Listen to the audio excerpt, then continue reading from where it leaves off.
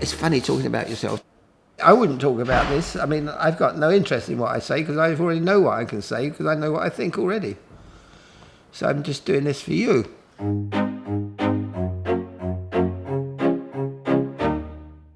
I thought we'd be walking around. I'm so glad we could sit down and do this. It's the best interview. What I hate is when they want you to walk around and talk about pictures.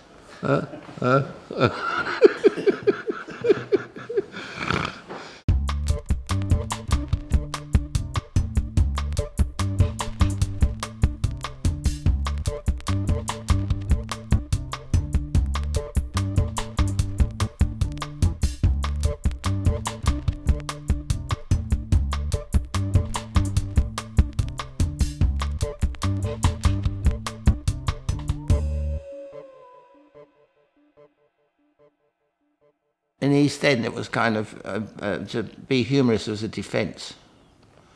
Because you could get out of trouble by turning it into a joke. So there's lots of humorous people in the East End because lots of people are always in trouble.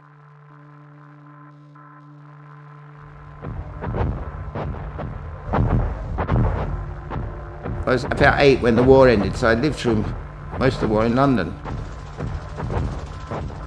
All night, chickens used to wake you up, because everyone had chickens in their backyards for Christmas dinner. Then the screaming cats, and then the bombs. It was an Odeon cinema, one of those kind of Art Deco Egyptian things. It was fantastic. And that was bombed. That's where I saw Mickey Mouse and Bambi and everybody, and I thought that shit, Hitler had killed Bambi and Donald Duck and Mickey Mouse. When you're a kid, you don't know it's a war, so you don't even think about it. We only went away for a couple of months. My mother didn't like leaving London. So, you know, they didn't like Londoners in the country. And we were there about 3 months, and a couple of big guys came up to me and said, "Would you like a BlackBerry?" And I said, "Yeah, sure." So they gave me a BlackBerry, and they said, "Do you want some more Blackberries?" I thought, yeah, why not? And then they said, "We pissed on those Blackberries." So that evening I burnt their field down. I must have been about 6. I'm kind of extremely dyslexic, so I had no art education. I didn't have any education, really, which is probably a good thing. So I didn't turn out to be an educated fool. The only thing I knew about art I learnt from Picasso. Because he showed me there was no rules. There's nobody can tell you that you're wrong, in a way, as long as you're right, like him. But it's dangerous road to go down. Depends whether you want to live on the edge or want to just have a nice, comfortable life, and I don't want to have a nice, comfortable life. I took pictures for the Daily Express, and it was always sometimes a full page on a Thursday, which was very unusual then. And Vogue said, "Would you like to come and work for us?" They wanted to pay me a week. Well, Woman's Own was paying me 1 picture. And I turned down Vogue. I just didn't think the money was right. I still don't think the money's right. You know, Condé Nast are the cheapest people in the world paying photographers. 3 months later, they said, "Would you like a contract?" Which meant you got paid by the picture. And that's how I ended up at Vogue, really. 18 months later, I met Jean Shrimpton through Duffy. And I said to Duffy, "Who's that girl?" He said, "Oh, she's too posh for you." I said, "Oh, we'll see about that." I had a fight with Vogue to use her. They said, "Just because you're bonking her doesn't mean to say we're going to use her." But I got my way with Vogue and Jean.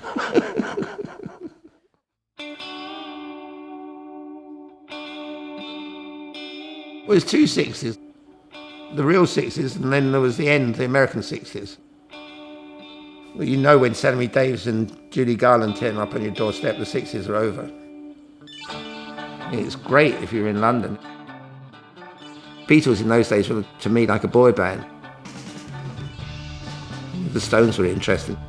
I mean, especially Mick. We were quite close. In fact, When I got married, he was my best man, I think. He was, yeah. I did a book called Box of Pin-Ups.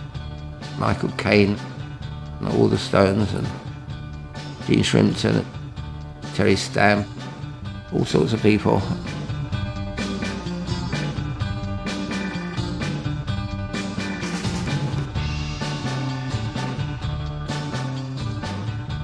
All those people later became quite well known. But it was completely accidental. They were just mostly mates. In England, the gangsters, you know, the Crays, they were friends.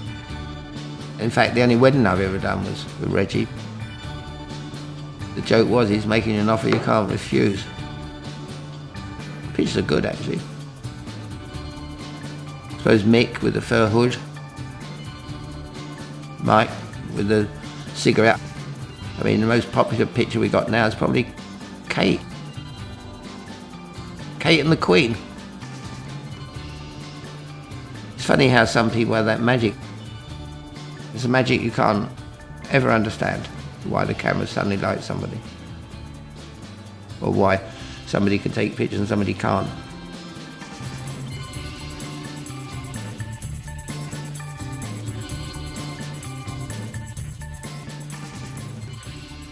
You need to be a bit of an alchemist to be a photographer.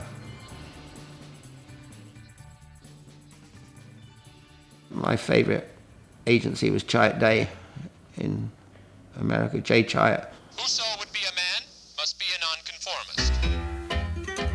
A foolish consistency is the hobgoblin of little minds. To be great is to be misunderstood.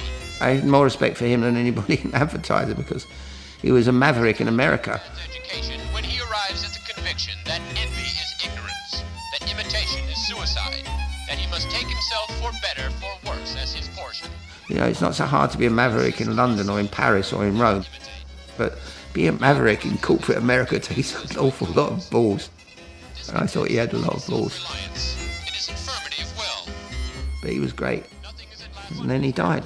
Actually, I stopped doing it when he died. I don't want to deal with all those corporate people anymore. To believe that what is true for you in your private heart is true for all men. That is genius.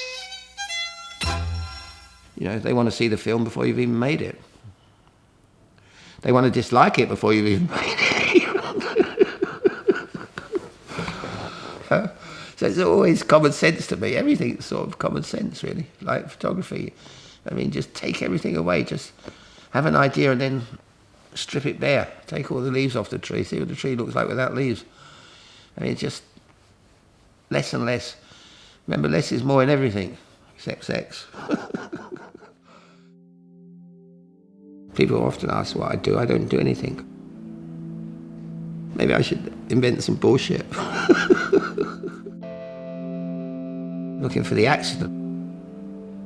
It's just that one kind of fortuitous accident that just happens and you think, shit, that's fantastic. The accident's the secret to creativity. So it's the same. It's like if you're painting on a drip, you think, oh, that looks nice. Let's investigate that drip. Everything adds to everything. It's a kind of collective consciousness. We all know that that picture says something to more people than another picture.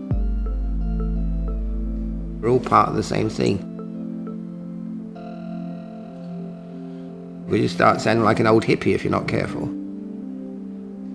That's the trouble now. You can't say anything because you either sound like an old hippie or Donald Trump. I mean, I don't know which way to go. Actually, I like Donald. I directed about 12 commercials for Donald Trump once. I had a good time. It's always nice to have a bit of support. Why's the music gone off, Joe? I've done it. Oh, why'd you do that, Mark? Because if we want to use this piece of footage, we can't use the music. Oh, fucking hell, you're thinking like a movie man. Fucking hell, thinking like a movie man. Been here 10 years and think this is Kubrick.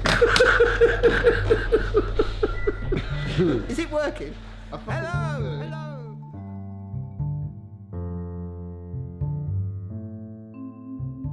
You don't need to change too much. Once you change it, you've got to get it back to what it was.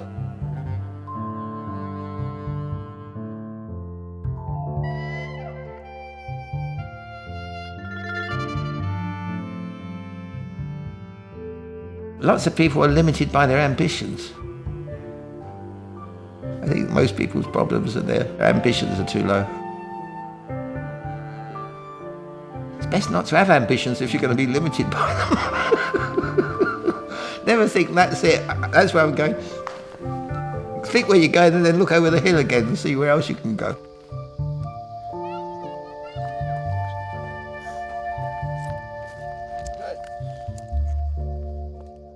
I haven't learned anything really. I think you know everything from the age of 15. I haven't really changed.